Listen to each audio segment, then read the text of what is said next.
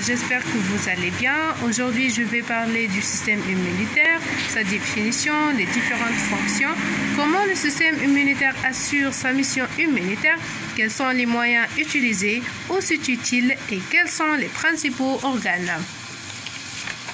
Je commence par la définition. Donc, le système immunitaire est défini comme l'ensemble des effecteurs immoraux et cellulaires qui développent des mécanismes de défense permettant d'assurer des réponses immunitaires efficaces et protectrices de l'organisme. Qu'est-ce que ça veut dire des facteurs immoraux et cellulaires? Les effecteurs immoraux, ce sont les molécules solubles qui sont sécrétées par les différentes cellules. Il y a les immunoglobulines d'activité anticorps qui sont produites par les plasmocytes. Les plasmocytes, c'est les lymphocytes B matures. Les cytokines, les molécules du complément, les médiateurs de l'inflammation comme les stamines, les médiateurs de la cytotoxicité et la bactéricidie qui sont très impliqués dans le cas de pénétration de bactéries et les facteurs de coagulation. Les effecteurs cellulaires, ce sont les cellules spécialisées du système immunitaire, les polynucléaires notamment appelés les granulocytes ou bien les globules blancs, tels que les polynucléaires neutrophiles, les polynucléaires eosinophiles et les polynucléaires basophiles, les monocytes macrophages résidents et circulants, les cellules dendritiques. Il existe différents types de cellules dendritiques. Il y a les cellules dendritiques myéloïdes, les cellules dendritiques plasmacytoïdes, les cellules interdigitées et les cellules dendritiques folliculaires, les CDF, les plaquettes et les cellules endothéliales et épithéliales. Donc, sous tous ces deux types de facteurs immoraux et cellulaires, ils sont interconnectés pour être impliqués soit directement ou bien indirectement et à différents niveaux, déclenchement, développement ou régulation de mécanismes effecteurs des réponses immunitaires innées et spécifiques. Donc la coopération de ces effecteurs sont impliqués essentiellement dans les réponses immunitaires innées et spécifiques de notre système afin de lutter contre les différents agents pathogènes.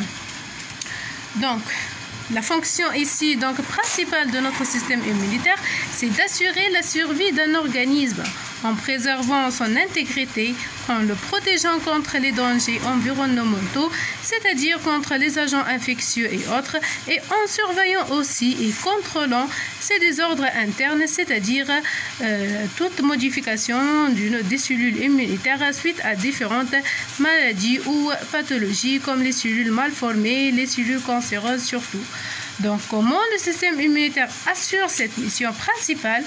Par trois notions qu'il faut les retenir bien.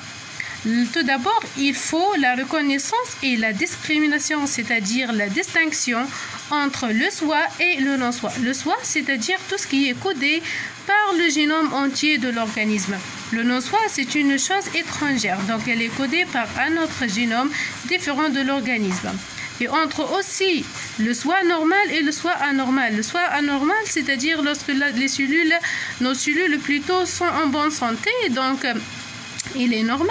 Le soi anormal, c'est dans le cas d'une cellule mal formée ou bien une cellule cancéreuse. Donc il faut l'éliminer. Il faut éliminer tout ce qui est anormal dans notre organisme. Le deuxième point, c'est la reconnaissance et l'élimination du non-soi, comme j'ai déjà parlé. Donc, qu'est-ce que ça veut dire non-soi? On a mis quelques exemples, les cellules allogéniques, les agents pathogènes et toute substance étrangère, quelle que soit dangereuse ou non. Donc, tout ce qui est étranger de notre organisme, c'est le non-soi.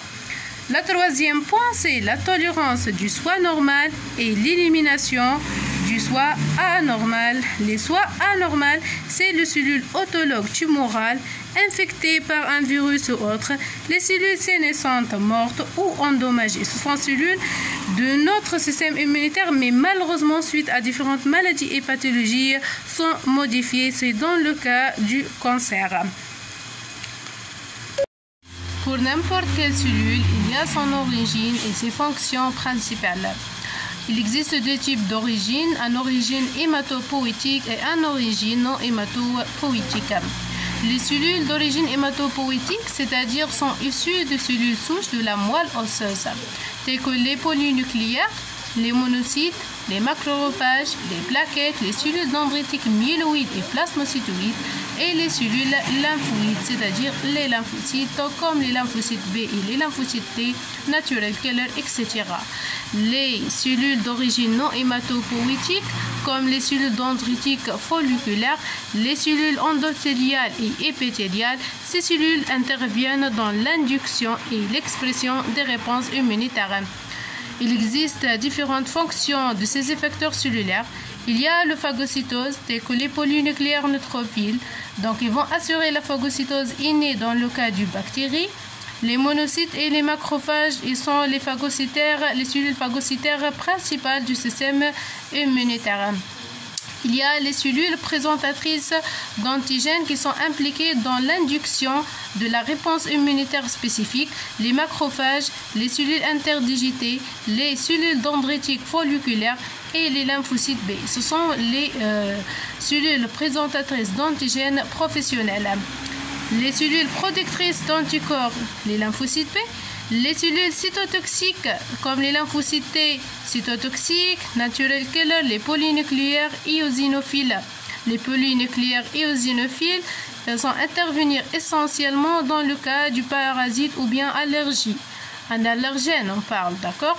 Les cellules auxiliaires ou helper, donc ils n'ont pas, plutôt, je m'excuse, elles n'ont pas un rôle direct dans le processus inflammatoire et dans la réponse immunitaire, mais helper, c'est pour l'aide. Donc, ils sont impliqués pour aider les autres cellules, donc par l'intermédiaire des interleukines et autres. Tous ces détails, on va les voir par la suite. Donc, mais ici, il faut comprendre les notions principales de l'immunologie. Ok? Suppressive ou régulatrice comme le T-régulatrice et le TH17. Voilà une définition. Donc, qu'est-ce que ça veut dire auxiliaire et helper non cytotoxiques et impliqués dans la réponse immunitaire adaptative? Les cellules régulatrices, donc ils vont inhiber la prolifération d'autres lymphocytes. Comme vous savez que lorsque la prolifération est incontrôlée, donc c'est dans le cas des cellules tumorales et cancéreuses, donc ce n'est pas bon, donc ce n'est pas normal. Ou bien aussi le maintien de l'homéostasie. Comme j'ai déjà dit que le système immunitaire va impliquer les différentes cellules spécialisées et les médiateurs moléculaires pour assurer sa mission immunitaire. Quels sont en fait les principaux organes du système immunitaire? Il n'existe pas réellement un organe spécifique à retenir parce que le système immunitaire est présent dans tout le corps. Donc, mais les organes où lesquels se trouvent, on l'appelle les organes lymphoïdes, comme dans le cas du moelle osseuse, les ganglions lymphatiques, la rate, les amygdales et le thymus, les muqueuses des voies digestives, respiratoires, génitales et urinaires. Donc, ils se trouvent partout.